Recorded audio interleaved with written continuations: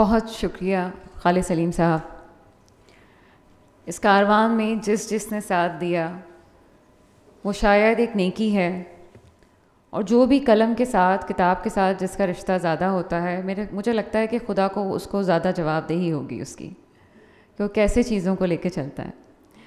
बहुत अच्छा ज़िक्र किया कि डिजिटलाइज़ किया जा रहा है चीज़ों को। तो खालिद सलीम साहब को मैं बताती चलूँ कि आपकी जो काविश थी, जो एक कदम आपने बढ़ाया था, अल्लाह का शुक्र है कि अब 1953 से तमाम मैगज़ीन्स स्कैन हो चुके हैं, और वो अब मुश्किल से शायद 1 वीक के अंदर आपको वेबसाइट पे 1953 टू 2020 तमाम मैगज़ीन्स और इसके अलावा भी ऑनवर्ड मैगज़ीन्स आपको मिलना शुरू हो जाएंगे। तो आपको ये ख़जाना और अपना नाम वो लोग जो देखना चाहते हैं इस मैगज़ीन में, जो पुरानी तहरीरें, वो भी हासिल कर सकते हैं। एक नाम लेना चाहूँगी, सिर्फ नाम ही लूँगी वरना डॉक्टर साहब यहाँ नहीं आएंगे। काफ़ी देर से खामोशी से हमारे साथ मौजूद हैं प्रोफेसर डॉक्टर तमीम अख्तर साहब। आप मेडिकल डायरेक्टर हैं नेमत बेगम यूनिवर्सिटी अस्पताल में। तालियां होनी चाहिए, डॉक्टर साहब काफ़ी देर से हमारे साथ मौजूद हैं। नौनिहाल से मोहब्बत करने वाली एक और शख्सियत, हमदर्द से मोहब्बत करने वाली एक और शख्सियत हमारे साथ मौजूद हैं, मोहतरमा सरवत सगरी साहिबा। मैं आपको दावत दूँगी कि वो यहाँ पे आएँ, अपने ख्यालात का इज़हार करें। आपकी भरपूर तालियों में। आज मैं भी बहुत मुसर्रत महसूस कर रही हूँ, दिली खुशी महसूस कर रही हूँ इस हमदर्द नौनिहाल असम्बली का हिस्सा बनते हुए। और मैं शुक्रिया अदा करूँगी डॉक्टर सना गौरी का कि जो वो मुझसे मुसलसल राब्ते में रहती हैं और हर असम्बली के लिए मुझे मदऊ करती हैं। लेकिन कुछ वजूहात ऐसी होती हैं जिसकी बिना पे मैं वो अटेंड नहीं कर सकती, और मुझे बहुत खुशी महसूस हुई है सादिया राशिद साहिबा से यहाँ पे मिलके और बाकी तमाम मेहमाने खुसूसी से मिलके।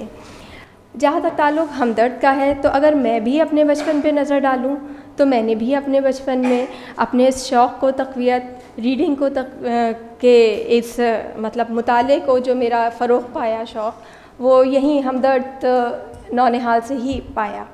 बहुत सारे इस्लाही वहाँ पे हमें मज़ामीन मिलते हैं, इक़बाल ज़र्री थे, जो सिलसिले उसमें शुरू हुए, और हकीम मोहम्मद सईद शहीद साहब का जो एक अछूता अंदाज़ था बच्चों को मुखातिब करने का, वो बड़ा ही एक दिलचस्प तरीक़ा था। इसके अलावा सबसे अहम जो मुझे वहाँ पे चीज़ लगती थी कि वो उसका जो अशात में जो सवाल होते थे उनका वो ख़ुद ही से जवाब देते थे बच्चों को। तो वहाँ से मैंने भी लिखना शुरू किया, मैंने भी पढ़ना शुरू किया, और अपनी छोटे छोटे से सवालात को भेजना शुरू किया, और मुझे उनमें से 1-2 का जवाब भी मिला।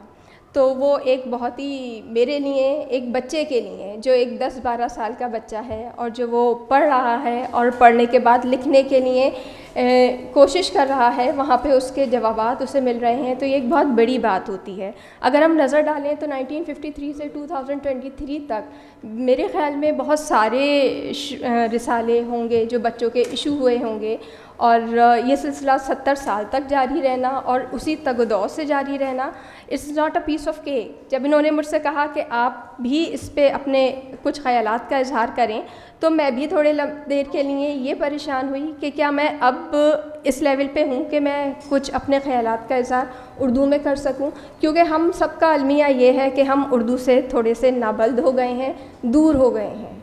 क्योंकि मैं तदरीस के शोबे से वाबस्ता हूँ, ज़माने से एक स्कूल से हूँ, फैल्कन हाउस ग्रामर स्कूल से, जैसे आपको जानते हैं। तो वहाँ पे जितनी भी मैंने भी स्पीचेस की हैं, जितनी भी मेरी डीलिंग होती है, तमाम की तमाम इंग्लिश में होती है, उर्दू तो एक पीछे रह गई है। तो इसमें एक कसूर हमारा अपना ज़ाती भी है, क्योंकि हम उस चीज़ पे तवज्जो नहीं देते। तो यहाँ पे मौजूद तुलबा और वालिदैन, मैं भी उनसे यही कहूँगी कि आप भी अपने बच्चों को के हाथ में रिसाला दीजिए, और इसको इनिशिएटिव को आगे बढ़ाने के लिए जो सादिया राशिद साहिबा ने एक इनिशिएटिव लिया, और अभी मुझे इन साहब से भी मिलके एक खुशी महसूस हुई कि इन्होंने इस इनिशिएटिव पे काम किया और इसको बाइलिंगुअल किया। तो किसी भी एक रिसाले को बाइलिंगुअल करना is not a piece of cake, इसके लिए बहुत जद्दोजहद करनी पड़ती है।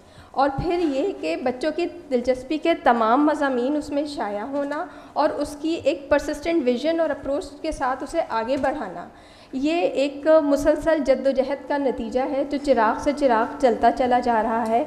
और मुझे इस चीज़ पे कोई शक नहीं कि आज के बाद आइंदा 20 और 30 साल के बाद भी अगर किसी से कहा जाएगा कि आप अगर यहाँ पे आके या किसी भी ऐसे जगह पे जाके अपने बचपन के किसी ऐसे मैगज़ीन, ऐसे रिसाले पे नज़र डालें, तो वो भी अपने मुताले के आगाज़ में हमदर्द नौनिहाल का ही नाम लेगा।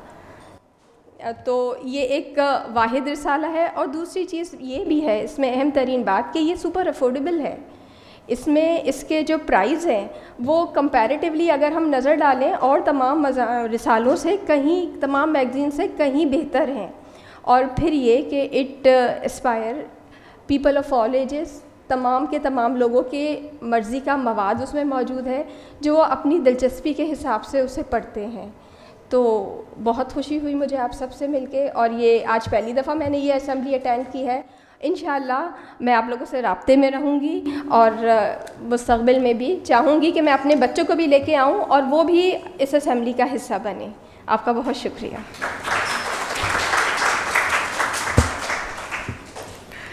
सरबत दिल छोटा ना करें, उर्दू के मामले में आपने तुलबा कह दिया, बात ख़त्म हो गई। लहजा, ज़ुबान और लफ्ज़ों की अदायगी यकीनन बहुत अहमियत रखती है। हमारे उस्ताद आज भी हमें टोकते हैं अगर हम कोई लफ्ज़ गलत इस्तेमाल कर लें, और चूँकि मेरा ताल्लुक़ तो है भी दूसरी ज़बान से। तो बहरहाल एक बात, चूँकि यहाँ पे फैल्कन हाउस ग्रामर स्कूल की प्रिंसिपल साहिबा भी मौजूद हैं और बहुत सारे मेरे मोअज़्ज़ज़ शुरका मौजूद हैं, स्कूल्स मौजूद हैं, तो ये बात हमदर्द की तरफ से मैं बताती चलूँ कि हमारे यहाँ स्कॉलरशिप का बाकायदा एक हर साल ऐलान किया जाता है।